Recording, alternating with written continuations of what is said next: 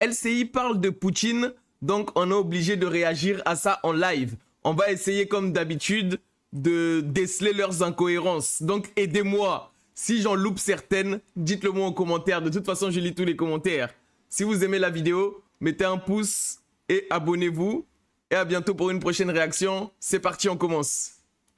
Militaire. On va parler de quoi? On va parler de cette question qui anime de plus en plus les chancelleries. Faut-il reparler à Poutine et que lui dire? On a le sentiment que ça se... Faut-il reparler à Poutine? Mais eux, c'est la maternelle. Eux, genre, ils boudaient là. Ils boudaient. Oh, non. Qu'est-ce que vous en pensez? précipite. Alors, le contexte, la toile de fond générale, c'est évidemment M. Trump qui arrive aux affaires à la Maison-Blanche dans moins de 3 semaines. Donc on se demande si tout ça va accélérer évidemment cette fin de la guerre qu'il appelle de ses voeux et qu'il promet de régler en moins de 24 heures. Évidemment, ce vœu de Trump, il n'est pas tombé dans l'oreille d'un sourd, il n'est pas tombé dans l'oreille de M. Poutine. Finir cette guerre en moins de 24 heures, réponse du berger à la bergère, ça s'est passé hier en marge d'une conférence de presse qu'a donnée le président russe. Je vous propose de l'écouter. Nous entendons de plus en plus de déclarations et de spéculations venant de l'étranger, tant de la part de politologues que de fonctionnaires, selon lesquels le conflit en Ukraine pourrait prendre fin dès l'année prochaine, et tout le monde se demande comment. Que Dieu vous entende, nous nous efforçons de mettre fin au conflit en Ukraine. Fin au conflit, nous nous efforçons de mettre fin au conflit en Ukraine l'année prochaine. Donc ça peut être en janvier 2025 en 24 heures ou à la fin de l'année prochaine en décembre prochain. Et je reprends le propos très laconique de Vladimir Poutine, Michel Derkansky. Il dit en quelques mots que Dieu vous entende, nous nous efforcerons de mettre fin au conflit en Ukraine. À qui il faut s'en remettre? Il faut s'en remettre à Dieu ou à Trump? À Dieu, naturellement. À Dieu, naturellement. Vous dites avec un peu d'humour. Parce que les cieux sont indicibles. D'accord. Comparé à Trump, qui lui est complètement imprévisible.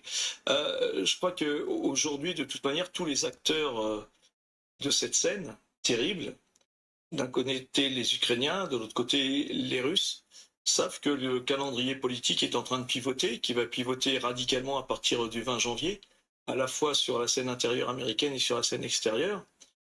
Après, c'est toujours pareil, les scénarios sont sur la table, c'est de quelle manière Trump va réussir à convaincre les deux co-belligérants, les Ukrainiens et les Russes. Est-ce qu'il va... et les scénarios, ça peut... Mais les Ukrainiens, c'est les Américains qui les envoient. Ils n'ont pas besoin de les convaincre. Ils leur obligent. Quand ils ont commencé à faire la paix avec Poutine en 2022, on leur a interdit, on leur a dit allons en guerre, ils sont partis, non? Donc quand on va leur dire arrêter, ils vont arrêter aussi. Qu'est-ce que vous racontez là? Eux, ils sont aux ordres, c'est pas eux qui décident. Vous voulez blaguer qui ici là? Ça peut être quoi? Ça peut être qu'il donnerait, je dirais, une bonne conscience à Vladimir Poutine en lui demandant d'arrêter, de garder les oblasts et de garantir aux Ukrainiens une sorte de souveraineté territoriale. Sur son territoire amputé. Ça, ce serait envisageable, peut-être pour les Russes, mais certainement pas pour les Ukrainiens. On n'a que des antagonismes sur leurs désaccords, c'est le cas de le dire.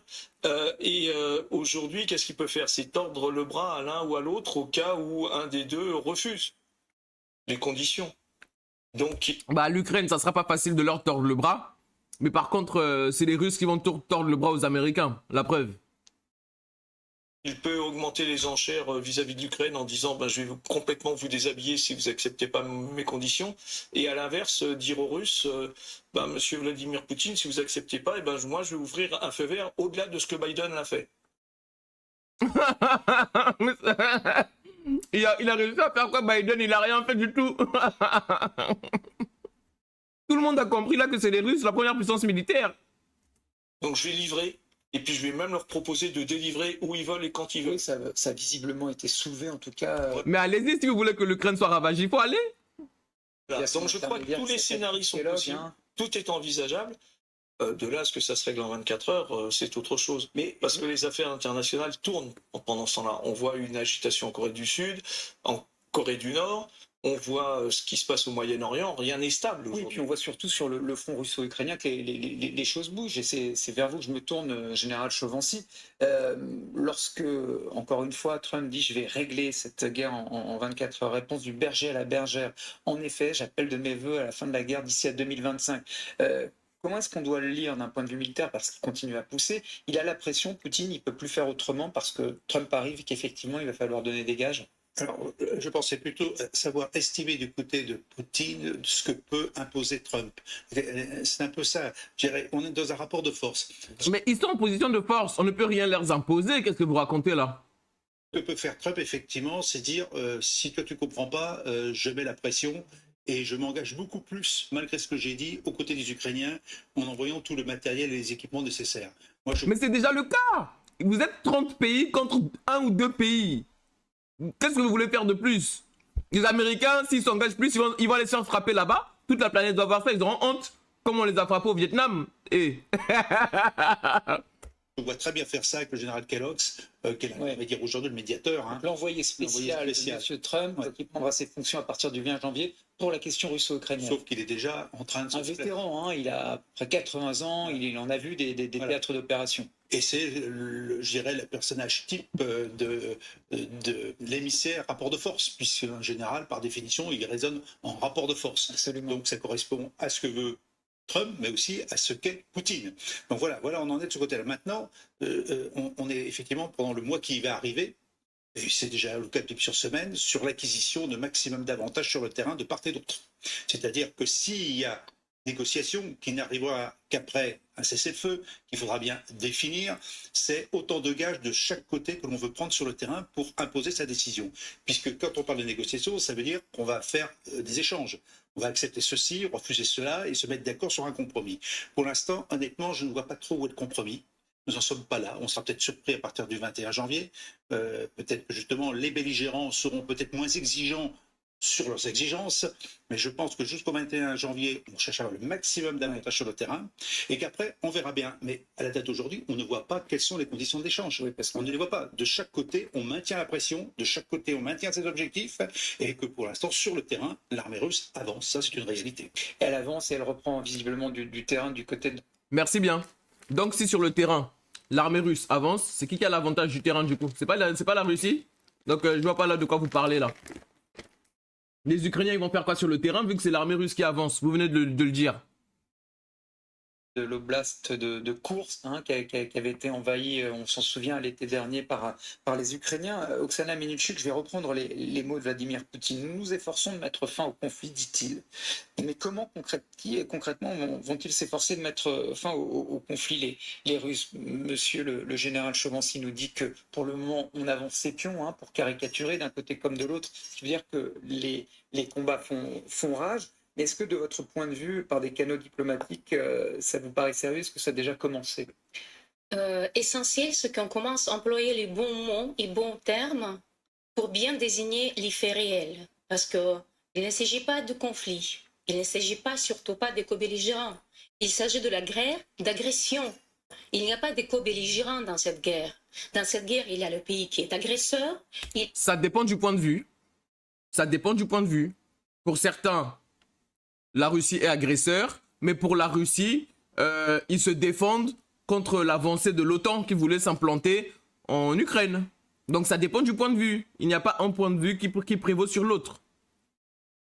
Il y a le pays qui est agressé. Donc de quel consensus vous pouvez parler s'il y a une victime et un agresseur? L'objectif de la guerre de Poutine, c'est exterminer l'Ukraine. C'est le faire de l'Ukraine une deuxième. N'importe quoi. S'il voulait exterminer l'Ukraine, il n'aurait pas essayé de négocier dès le début du conflit. S'il voulait exterminer l'Ukraine, il n'aurait même pas lancé l'opération spéciale. Il aurait appuyé sur un bouton, tiré un missile, boum, plus d'Ukraine. Vous dites de la merde. Biélorussie, qui sera une vassale et satellite de la Russie, pour que Poutine puisse assurer... Bah, tout comme l'Ukraine est vassale et satellite des États-Unis. Ça dépend du point de vue encore une fois. Sauf que l'Ukraine, vassale des États-Unis, c'est les Ukrainiens qui meurent. Voilà. Sa politique dont il rêve depuis toujours, depuis son élément au pouvoir, c'est restaurer l'Union Mais d'après soviétique. justement ce que vous en savez depuis vos contacts du côté de Kiev, on est dans quel état d'esprit? Parce que là, ça sont effectivement les desiderata ukrainiens, c'est-à-dire qu'on a peur d'être vassalisé par la Russie, mais est-ce qu'à un Mais moment on n'a donné, pas peur, il y a une... on n'a pas peur d'être vassalisé de la Russie. Nous sommes été vassalisés de la Oui, Russie mais- et on essaie mais de le- sortir mais de l'Ukraine cette résiste, vassalisation. elle Et le l'Ukraine, fait depuis maintenant, bientôt il 3 ans. lutte contre Est-ce cette qu'elle n'est pas vassalisation. lassée? Donc du coup, on était vassal de la Russie, maintenant on se bat pour être vassal des États-Unis. Bien sûr. La population ukrainienne et est-ce qu'elle ne demande pas à un moment donné que des négociations s'engagent fermement? Vous dites que les mots sont posés, c'est L'autre important mot ça. qui est important, quand nous parlons de tout ce que vous appelez négociation, nous sous-entendons les entretiens. C'est pas la même chose. Parce qu'on peut rien négocier avec Poutine, comme vous dites, général. Quel compromis? Parce que dans les négociations, on trouve le compromis, n'est-ce pas? Dans les entretiens, on pose le Bah, le compromis qui était trouvé au début du conflit, c'était le retrait des forces russes de Kiev. Et il était même prêt d'aller jusqu'à laisser les 4 oblasts à l'Ukraine. Tant que les peuples russes étaient protégés. Il avait déjà fait les concessions, mais c'est pas lui qui a refusé ces concessions-là. C'est l'Angleterre qui a poussé pour qu'il y ait la guerre. Mais ça, tout ça, vous ne le mentionnez jamais, vous ne le prenez jamais en compte dans vos analyses. problématique pour voir où nous sommes à ces moments-là. Ce que nous sous-attendons sur la voie diplomatique, c'est la pression sur Poutine. Les sanctions qui fonctionnent. Quand vous attendez que les sanctions ne fonctionnent pas, c'est la musique du narratif de Poutine. C'est lui qui est intéressé de dire Ouais. que les sanctions ne fonctionnent pas. Selon les experts en économie, Non, c'est pas la musique du narratif. On a eu un ministre de l'économie française qui a dit que l'économie russe allait s'effondrer. Elle s'est effondrée? Non. L'économie russe est en croissance et l'économie européenne est en train de s'effondrer. Donc, les sanctions ne fonctionnent pas. Ce que vous faites, par contre, là, c'est de la propagande. les sanctions marchent de telle manière que la Russie pourrait tenir dans cette guerre jusqu'à juin 2025. Et après, il va s'écrouler. Puis, ce que nous attendons aussi de Trump, il y a les histoires de prix de pétrole qui pourraient être changées. Et assez considérablement. Par Oui, exemple, Il y a le prix... peut-être des leviers, en effet, vous m'y faites penser sur le gel des avoirs russes qui pourraient être dégelés par les Américains. Il y a beaucoup des instruments On n'en comme parlera ça. pas, enfin, on n'en parle pas tout de suite encore parce qu'on parle de négociations, pardonnez-moi de vous interrompre, mais parce que je veux vous faire écouter un autre son de M. Poutine qui envisage peut-être, Dieu nous prête vie, dit-il, en tout cas une guerre d'ici à la fin de l'année 2025. On ne sait pas exactement quand, mais il sait en tout cas où des négociations pourraient se dérouler. Je vous propose de l'écouter. En ce qui concerne le lieu des négociations, oui, Fico a dit qu'il serait heureux de les accueillir dans son pays. Nous n'y sommes pas opposés, pourquoi pas, puisque la Slovaquie adopte une position neutre. À notre avis, cette neutralité est une option acceptable pour nous.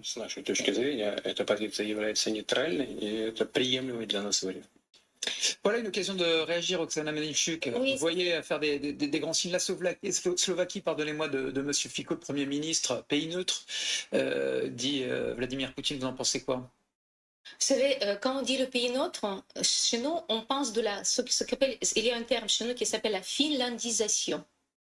Vous vous souvenez, la Finlande qui était neutre, et qu'est-ce qu'on a devenu aujourd'hui? Finlande, elle est devenue le membre de l'OTAN.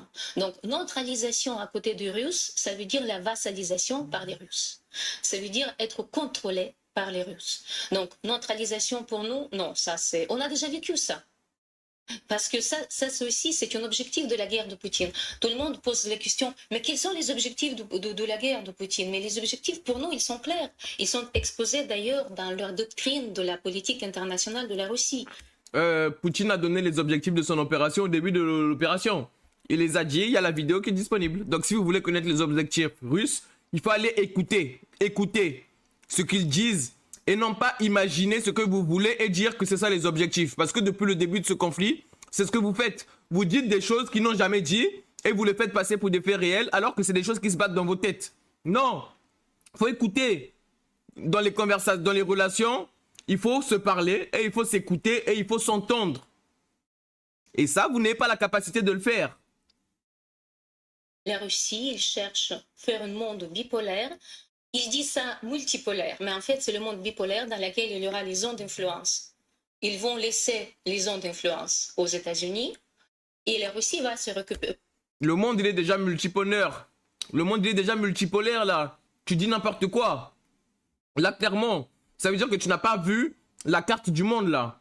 Tu ne vois pas qu'aujourd'hui, la Russie a son pôle, la Chine a son pôle, le Brésil a son pôle, il y a l'Afrique du Sud, qui est mieux en Afrique et tout ça et tout, qu'il y a différents pôles de puissance qui sont en train de naître et d'émerger au niveau mondial.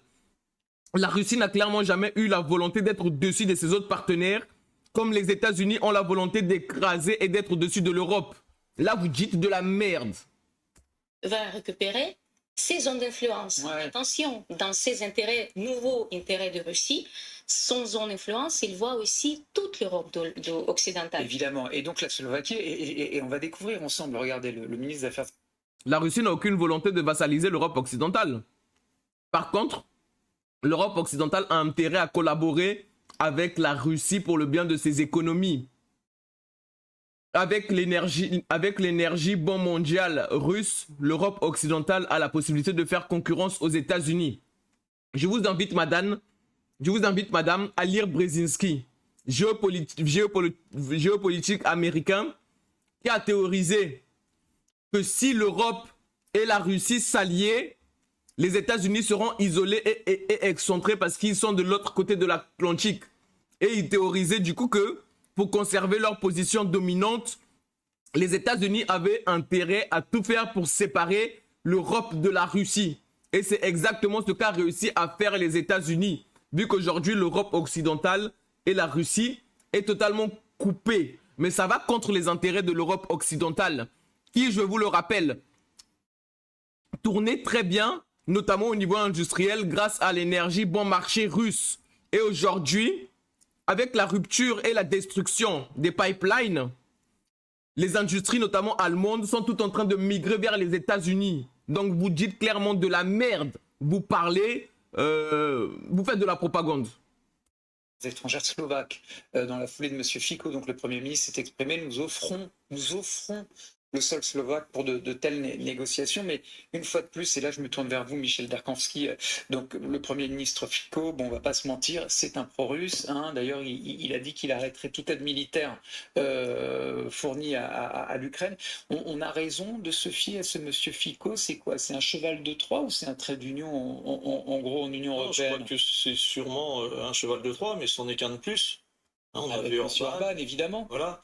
Et pour le moment, il offre son pays, encore une fois, pour de telles négociations. Mais encore une fois, je pense qu'aujourd'hui, Trump décidera tout seul et fera tout Il offre son pays comme l'Ukraine offre bien sa population.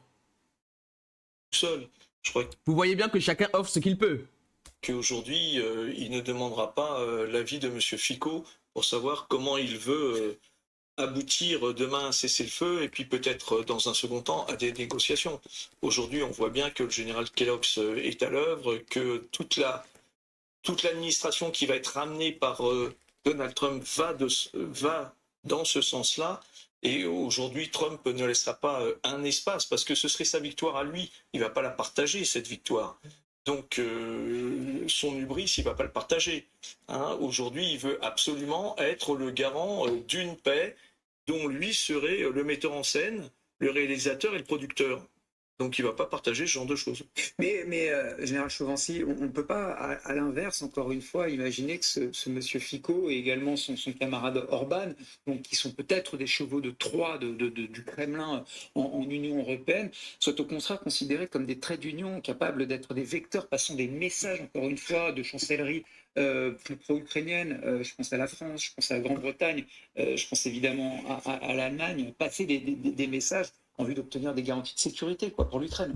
Actuellement, on cherche de part et d'autre le meilleur médiateur capable de sortir de cette guerre, c'est très clair. Maintenant, je pense qu'il ne faut jamais négliger quand même... Ouais, c'est dur, hein. Ils parlent de médiateurs, mais ils parlent tous de la guerre. En fait, c'est totalement contradictoire. On a besoin de médiateurs quand on veut faire la paix. Ce que vous voulez faire, c'est la guerre, même si vous n'en avez pas les moyens. Les intérêts nationaux. Que ce soit Orban ou Fico, ils ont un problème. Ils ont un problème de gaz. Ce gaz qui vient toujours d'ailleurs par l'Ukraine jusqu'à la dénonciation du prochain contrat, ils ont besoin de ce gaz russe. Bon. Ils sont donc on est bien dans l'intérêt national. Ils ont un besoin propre avant de parler même de négociations. Et maintenant, je pense que le président slovaque cherche aussi à négocier de meilleurs avantages, je dirais, avec la Russie, parce qu'il est dépendant du gaz. Et c'est un vrai sujet. On revient à la question des interdépendances qui ont été développées depuis des années, en croyant à la bonne volonté de tout le monde et à la paix éternelle. Aujourd'hui, en temps de guerre, dès lors qu'on est en temps de guerre, justement, on se retrouve dépendant. Je prends un exemple. La France, elle est un peu dépendante de la Russie pour son combustible nucléaire. C'est central. Parce que c'est là qu'on reconditionne le combustible. Et il n'y a Ah bah oui, c'est fini le pillage du Niger. pas de sanctions, justement, sur ce combustible. Donc dès lors qu'on a des intérêts propres et nationaux, on a un discours diplomatique qui se module en fonction de ses intérêts. Et je pense qu'on est dans ce cas-là. Je pense, avant de dire que c'est un pro-russe, même s'il a cette réputation-là, il est avant tout dans la défense des intérêts de son propre pays et il cherche à trouver le juste milieu avec effectivement... Donc, il choisit son camp opportunément, c'est ça. Voilà, il y a une question d'opportunisme. Avant de parler d'un sentiment pro-russe, je pense que c'est... Non, il est question d'intérêts nationaux, pardon. Il y en a qui ont abandonné leurs intérêts nationaux pour l'Europe. Il y en a d'autres qui font passer leurs intérêts nationaux, ce que tous les pays devraient faire en vrai. Un peu trop facile de dire que dès lors qu'on n'est pas d'accord avec la pensée majoritaire, que forcément on est de l'autre côté. Et c'est un peu le procès qu'on fait en permanence, c'était pareil pour Orban. Hein. Oui, il y a eu des intérêts dans le passé, oui peut-être, ou des relations. Mais en tout état de cause, dès lors que vous êtes dépendant pour votre économie, pour votre pays d'un certain nombre de matières premières, ou d'autres choses, bah, vous êtes beaucoup plus conciliant pour jouer le rôle de... Elle est importante cette question des intérêts que vous posez. Quels sont nos intérêts à nous en France ? Parce que la France, qu'est-ce qu'elle va faire dans cette histoire? Est-ce qu'elle va rester les bras croisés ou elle va essayer de participer à ces négociations, à voir ça? La France a historiquement eu de très bonnes relations avec la Russie. L'intérêt de la France, il est à avoir de bonnes relations avec la Russie. Et non pas de rentrer en guerre et d'envoyer ses soldats là-bas en Russie. La place à la table des négociations. Jérôme Garraud, notre correspondant. Malheureusement, la France n'aura pas sa place à la table des négociations parce que la France ne fait plus partie des puissances. Depuis que Sarkozy a revassalisé la France à l'OTAN. C'est fini ça. À Moscou a directement posé la question à qui? Au ministre des Affaires étrangères, Oksana.